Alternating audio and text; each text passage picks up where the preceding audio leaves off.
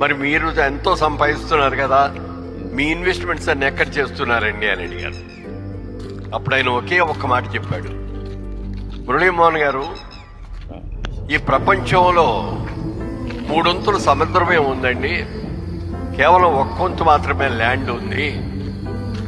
ఈ 1% ల్యాండ్లో డెజర్ట్స్ ఉన్నాయి, బోల్డెన్ చోట వాటర్ ఉండదు, అక్కడ బతకలేరు ఎవరు కూడా. అలాగే మంచు కొండలు ఉన్నాయి, అక్కడికి వెళ్ళి ఎవరు బతకలేవు.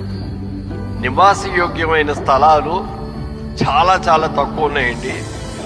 ప్రపంచం యావత్తు కూడా జనాభా రోజు రోజుకి విపరీతంగా పెరిగిపోతుంది కాబట్టి రాబోయే రోజుల్లో ల్యాండ్కి విపరీతమైన డిమాండ్ వస్తుంది అన్న ఆలోచనతో నేను సంపాదిస్తున్న ప్రతి రూపాయి కూడా ల్యాండ్ మీద ఇన్వెస్ట్ చేస్తున్నానండి.